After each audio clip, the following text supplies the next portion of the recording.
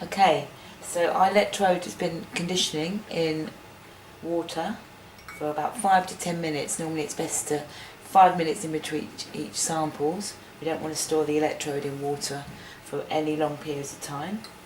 So, sample information screen, I'm just going to call it.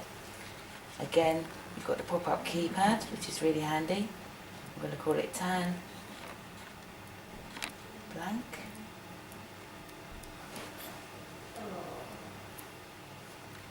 I'm going to do it in capitals so I can see clearly. Enter that.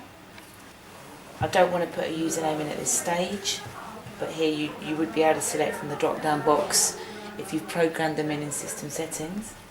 Here it's default already on blank, so all I need to do now is prepare my sample. So this is just titration solvent. Here is some that I have already pre-mixed. So I'd say about 80 ml is absolutely fine.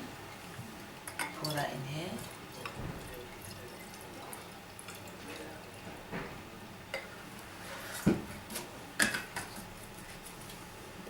We have stirrer bar already in a nice clean vessel.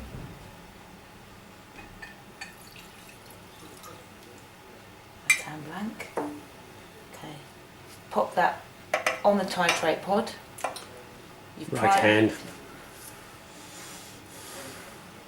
All the lines are primed. So now all I'm going to do, pop this side. Now the stirrer is going to be clockwise, so the optimal position is where the dispensing tip sits this side, so when it spins it hits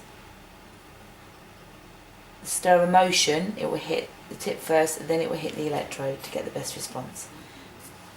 So that's all ready. You can adjust the height of this with this plastic sleeve. Just run. And what you notice is the electrode platform automatically lowers at the start of the titration and the stirrer starts as well. Now if you wanted to adjust the stirrer during titration, for example if you have quite viscous samples, simply press adjust stirrer, increase the speed, decrease the speed. I'm just going to cancel that.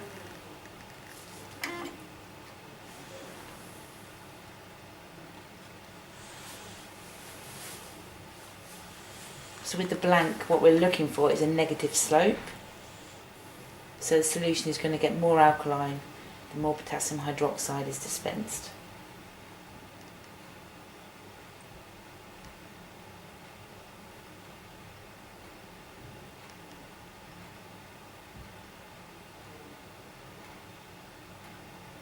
This is a dynamic titration,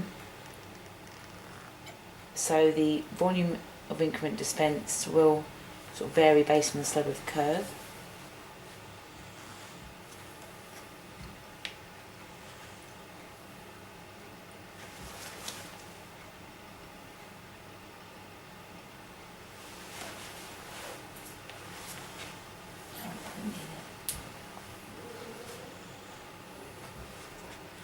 You can see here on the curve, in real time you have the millivolts on the y-axis and the volume of microliters dispensed on the x-axis. During the titration you can switch between the first derivative, second derivative and the data table. This little icon up here is the temperature icon, so if you had a probe connected you could switch between degrees and Fahrenheit, so that would automatically change, and NC just means non-connected. Here, these little icons remain at the top right hand of the screen, and that indicates what type of electrode you have plugged in and how many. So as you can see, I've got 2 electrodes plugged in at the moment. And here you can see the sample information. You have the date, you've got the actual time, you've got the user, your sample ID, what method you're using, what size syringe you have, and the current volume dispensed, and then obviously you have your starting millivolt reading here, and then the run state, which is running. So here EP1 is your endpoint, your first endpoint, and that's the volume of titrant dispensed in mils to each endpoint.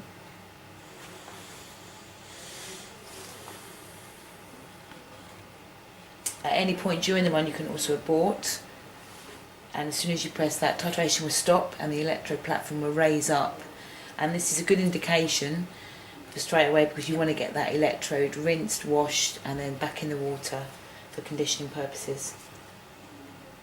So here, if I just flip between the curves, there's the first derivative, as you can see, progressing, and then we have the data table. See the volume dispensed and then the millivolt readings. But also you can navigate your way around any other part of PAT. Press the home button.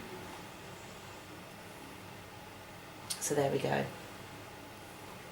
The R1 indicates that you have something running. So at any point you can press that and it'll go straight back to your run. So during this stage, while you're running, you might want to set up a new method, you might want to calibrate another electrode, many other functions you can perform whilst you have a run going on. So if I go back to run, there we go, as you can see we're straight back to the run page.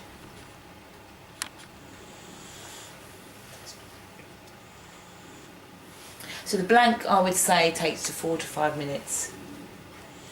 So as you can see, we're looking for the end point maybe around the anything between -240, -260 mark.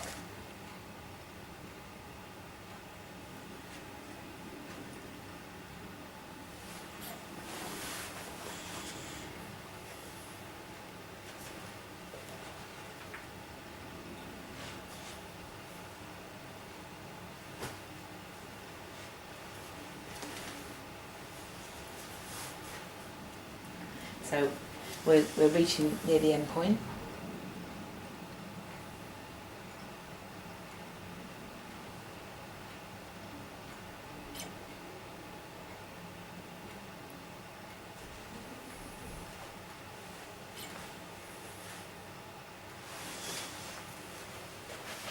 So obviously when you would perform a blank, you would do it on a new batch of titration solvent, so you wouldn't need to run a blank every single day.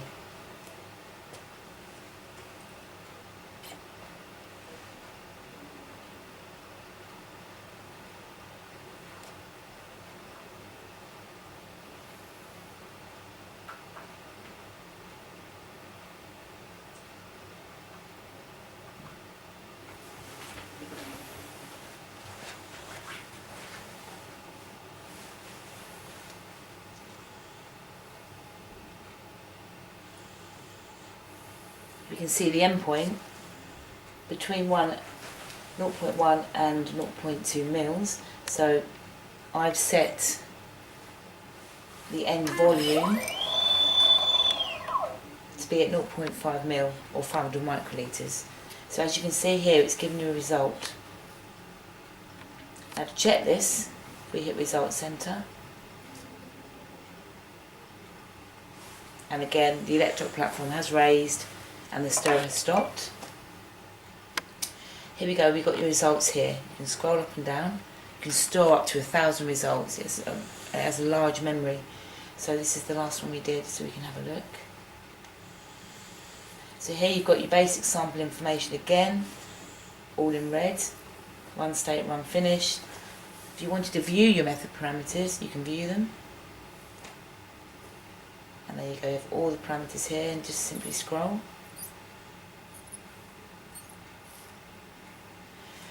The reason this is handy is, for example, you do a run, you don't get, you might not get the result you wanted, or you miss the end point. You can have a quick look in your result and think, have a scroll down and think, oh, I've set the threshold too high or too low. So that's a good prompt for you to change it on your next run. If you weren't happy, there we go, there's your blank result. And there we have, there's a clear peak here, you can see. And there's the second derivative. If you weren't happy, for example, you thought you were looking for more endpoints, if you hit recalculate, here you have the option to change some of the parameters. So for example, if you wanted to view more peaks, if I set the threshold value to 0, there we go.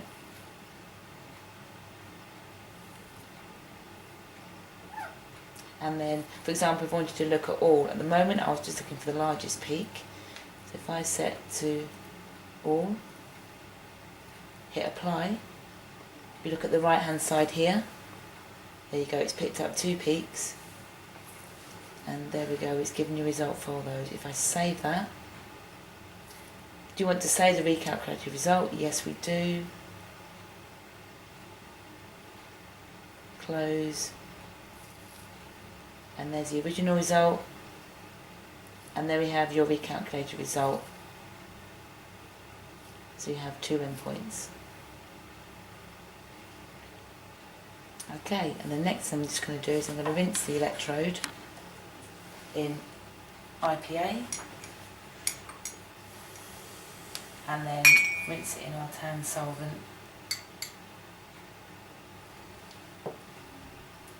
and then I'm just going to rinse with distilled water and then leave to condition again for maybe another 5 minutes in distilled water.